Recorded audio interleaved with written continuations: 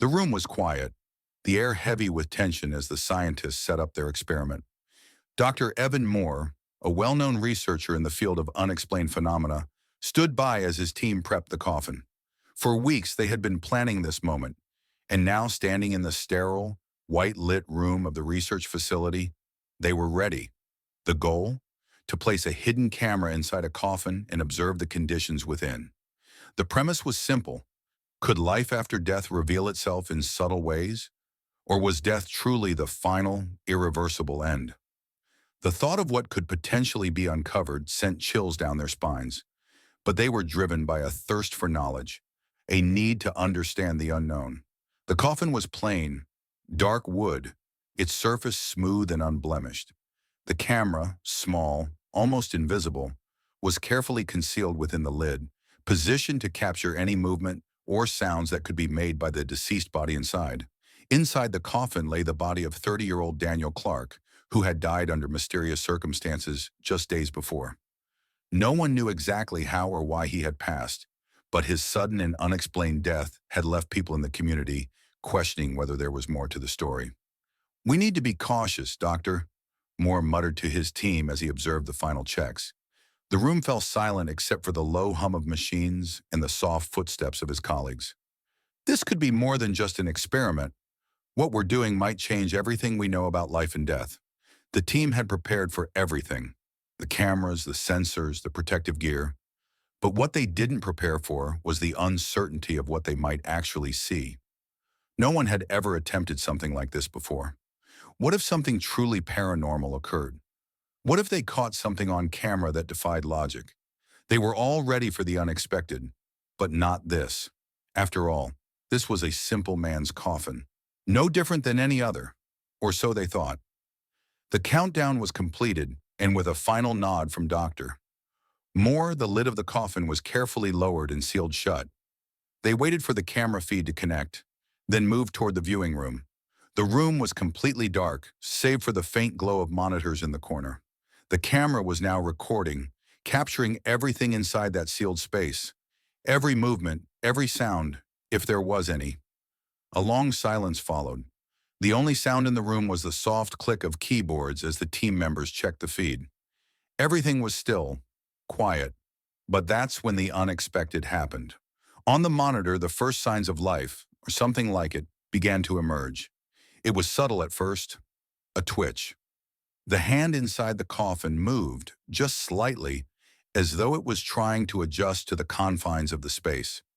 It couldn't have been a trick of the light, nor could it have been a result of the body simply settling. The movement was too deliberate, too real. Everyone in the room held their breath, eyes glued to the screen.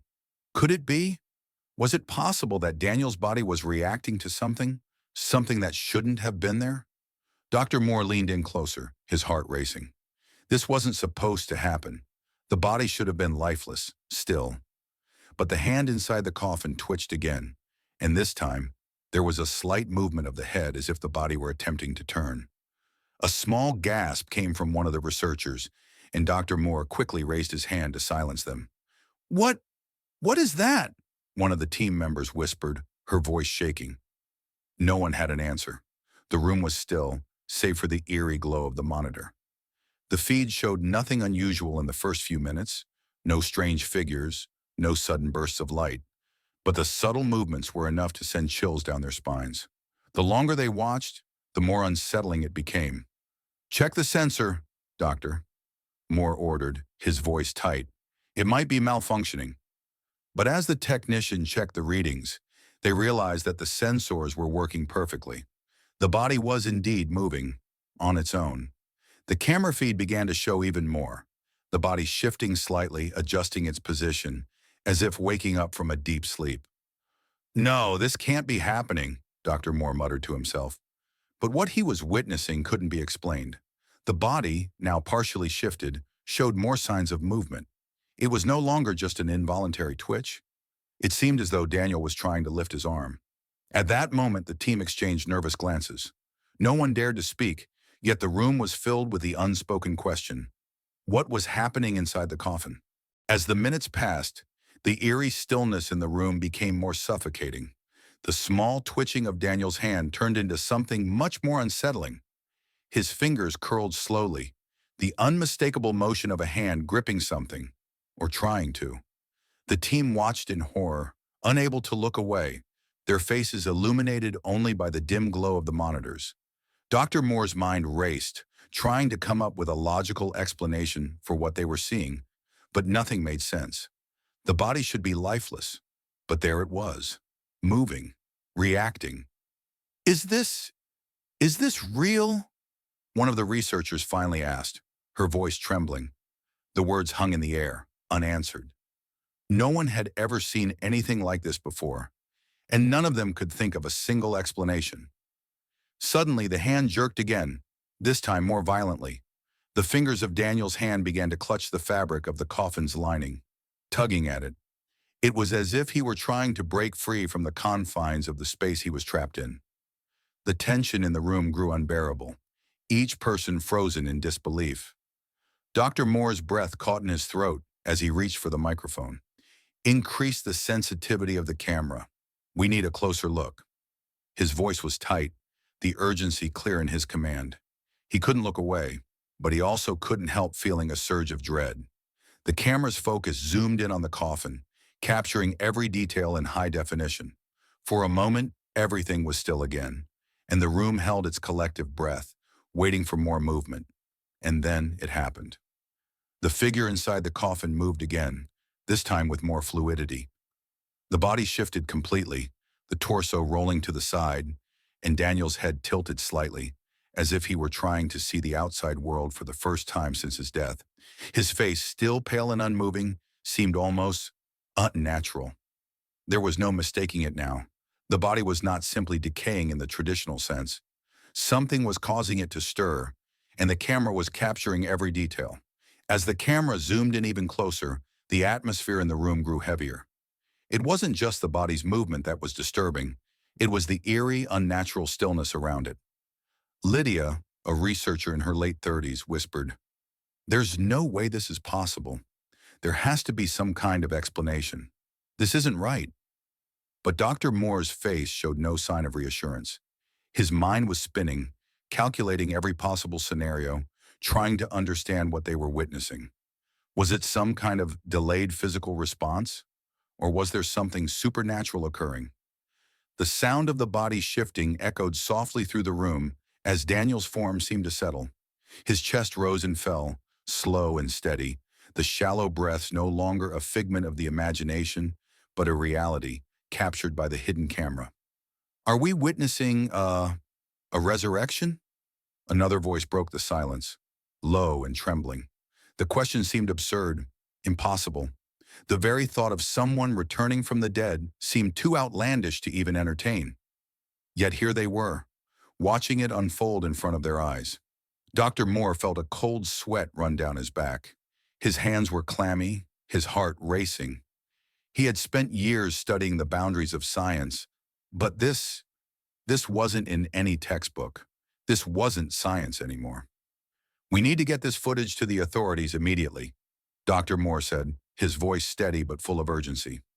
"We need to figure out what's going on. I don't care how we do it, but we need answers." Lydia nodded, still transfixed by the scene unfolding before them on the screen. She couldn't help but wonder, was this really happening? Was this the proof of something beyond death? Was Daniel trapped in some strange limbo, caught between life and death? Or was it something even more impossible? The team began to scramble, preparing to send the footage to the proper channels, but no one could move quickly enough. The mystery was deepening, the lines between reality and the unknown becoming increasingly blurred. Suddenly there was a loud creak. The lid of the coffin, which had been sealed tight moments earlier, began to shift ever so slightly. It wasn't just movement in the body anymore. The coffin itself was reacting. Lydia took a step back, her breath catching in her throat. What was going on? What had they uncovered? And more importantly, what had they started? The camera zoomed in one last time, and as the lid of the coffin slowly creaked open, just enough to reveal more of the figure inside, the room grew colder, the silence more oppressive. Then the camera captured a final chilling image. Daniel's eyes open. As Daniel's eyes slowly opened, the room was filled with an unsettling silence. For a moment, no one moved, their eyes glued to the screen, trying to process what they were witnessing. Daniel's eyes, once closed forever, were now wide open, staring blankly into the empty space of the coffin. His gaze seemed to lock on to the camera, or perhaps it was just the illusion of it, but it felt like he was aware of their presence, even though he was supposed to be lifeless. The researchers stood frozen in shock, unable to comprehend what they were seeing. How was this possible? The room felt colder, the air thick with an eerie tension. Dr. Moore reached for the microphone but hesitated, unsure if he should even speak. This wasn't supposed to happen. People didn't come back from the dead. This was beyond anything they could have imagined. The camera feed showed Moore, a slight movement of his fingers, as if he was testing the strength in his hands. Daniel's chest rose and fell with a shallow breath, but it was the way his body moved, so slow, deliberate, that sent shivers down their spines. This wasn't a natural response. This was something else. "Is this even real?" Lydia whispered, barely able to find her voice. She wasn't sure if she was asking the others or herself. The whole situation was spiraling out of control, and yet they couldn't look away. They couldn't stop watching, even if they wanted to. "We need to check the vitals," Dr. Moore finally said, snapping out of his trance. His mind, though racing with questions, had shifted into professional mode. There had to be an explanation, but there was no scientific explanation for what was happening in front of them. Lydia rushed over to the monitors, typing commands rapidly to gather data. But as the camera zoomed in on Daniel's face, her breath caught. His eyes blinked. It was a subtle movement, a quick flick of the eyelids, but it was enough to confirm it. He was alive, or at least showing signs of life, a life that should have been long gone. "Check the body temperature immediately," Dr. Moore ordered. The room was in chaos now, with researchers scrambling to gather data, check vitals, and confirm the impossible. But there was one thing none of them could ignore: the fact that Daniel was moving. He was alive. Lydia's fingers hovered over the keyboard as she brought up the vital signs. The screen blinked, showing a faint pulse, a heart rate that should have been impossible, a heartbeat. It can't be real," one of the researchers muttered, his voice trembling. "There has to be some kind of mistake." But there was no mistake. The numbers were right there, in front of them. Daniel Clark's heart was beating. Lydia turned to Dr. Moore, her face pale with disbelief. "What do we do now?" she asked, her voice barely above a whisper. The question echoed through the room, and for the first time, the team was united in their uncertainty. None of them knew what to do next. Dr. Moore stood there, staring at the screen, his face a mask of confusion and fear. "I don't know. I really don't know." The longer they stared at the footage, the more unsettling the situation became. Daniel was not only alive, he was reacting. His hand moved again, but this time it was reaching toward his chest, almost as if trying to remove the cloth that covered him. The slow, deliberate motion was a clear indication that Daniel had control over his movements, control that should not have been possible. Lydia turned to the other monitors, her mind racing. Was this some kind of delayed reflex? But the way his body responded seemed too coordinated for that. The more she thought about it, the more the terrifying truth began to settle in. Daniel wasn't just alive. He had come back from the dead. She moved back toward the camera feed, staring at the lifeless corpse, now showing clear signs of consciousness. What was this? How could this happen? She felt a shiver run down her spine. The world of science they had believed in was crumbling before their eyes.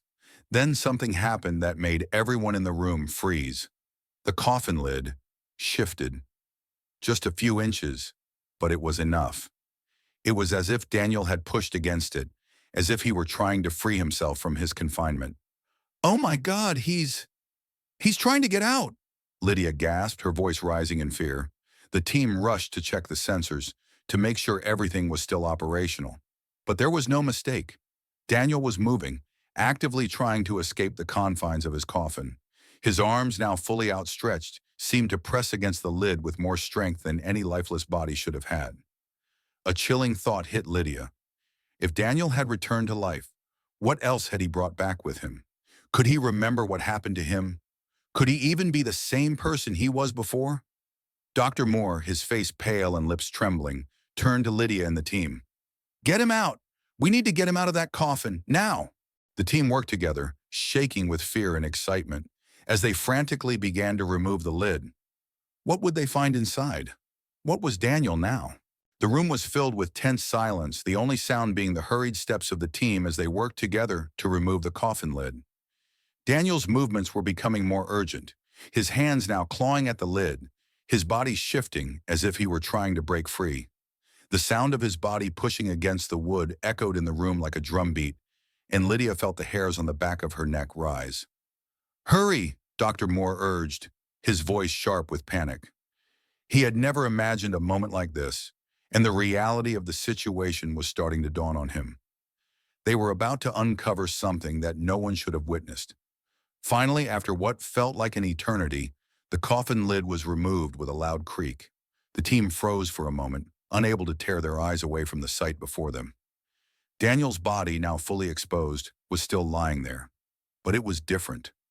It wasn't just the small twitches or the shallow breaths they had seen earlier. His body was no longer in the stiff, unnatural posture of someone who had been dead for days.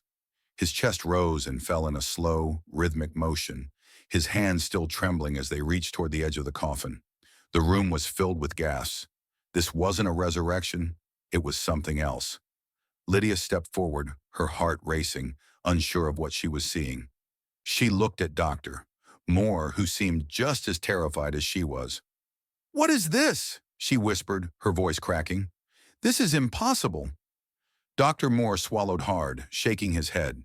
He had seen things in his career that defied logic, but nothing this personal, nothing this intimate and terrifying. "It's not possible. It's just not possible." His voice was barely audible, almost as if he were trying to convince himself that they weren't witnessing something impossible. But they were. Daniel's eyes, still vacant but now filled with a strange, hollow energy, looked directly at Lydia.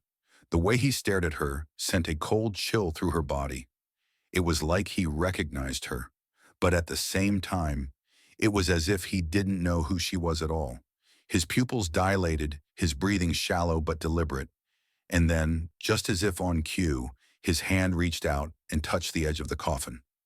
A collective gasp filled the room. Daniel's movements, slow and deliberate, were becoming more pronounced. He wasn't just twitching anymore. He was awake, fully awake. And yet something in his eyes told Lydia that this wasn't her son anymore. This wasn't the person he had been. He was different. Lydia stepped back, her hands trembling as she gripped the sides of the table. "What happened to him?" she whispered half to herself. Was he still Daniel? Dr. Moore looked at her, his face pale and filled with uncertainty. "I don't know. This isn't supposed to happen." The team members behind them exchanged fearful glances. They had been trained to understand the limits of life and death, but nothing in their careers had prepared them for this moment. What they had just uncovered defied everything they knew. As Daniel's hand gripped the edge of the coffin, he began to pull himself up, his body moving with unnatural precision. His chest heaved with shallow breaths, and his movements were slow, like someone waking from a deep, dreamless sleep. Lydia couldn't tear her eyes away from him. Her mind was racing, trying to make sense of what she was seeing, but it felt like everything she had ever known had been ripped away. Daniel, her son, had died. She had mourned him, buried him, but now he was back. But he wasn't the same. "We need to get him medical attention. Now!" Lydia's voice was steady, but there was an edge of desperation in her tone. She wasn't sure what she was asking for. She wasn't even sure if it was possible, but it felt like the only option. Dr. Moore nodded, his eyes wide with fear.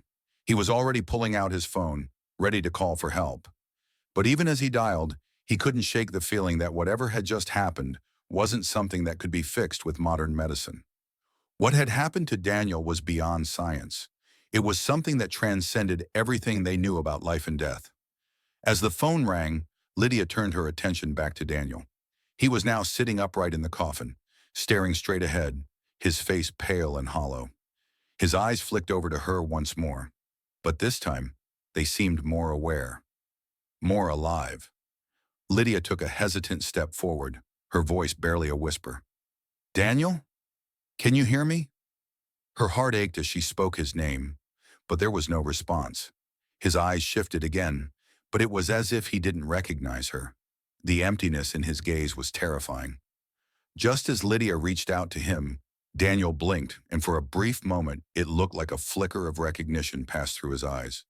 But it was gone just as quickly. The room was filled with a heavy silence. No one dared to speak. What had they just seen? What was Daniel now? As Lydia looked at him, she realized that this moment was just the beginning. Whatever had happened, this was no ordinary situation. This was something that could change everything. The air in the room grew thick with tension as Lydia stood motionless, staring at her son. His eyes flickered with faint recognition, but it was like he wasn't fully there. The once familiar spark of life she had known was clouded by something unexplainable. The way he moved, almost mechanically, wasn't like anything she had ever witnessed before. "Daniel," she whispered again, this time louder, her heart aching as she reached out to touch him. Her fingers trembled as they hovered above his cold, lifeless skin, unsure whether she should make contact or not. But before she could, Daniel's head turned slowly, his vacant eyes locking onto hers. For a brief moment, Lydia thought she saw something in those eyes. A flicker of the sun she had lost. It was gone almost instantly, replaced with a blank stare that chilled her to the bone. Suddenly, the room seemed to close in around her, the walls pressing in on her thoughts. What was this? How could it be? Was it even her son anymore? This was no longer about grief. This was about something far darker, something that no one could explain. I don't know what's happening, Lydia." Dr. Moore's voice cut through the silence, shaky and uncertain. He had been watching from a distance, unsure of what to do next.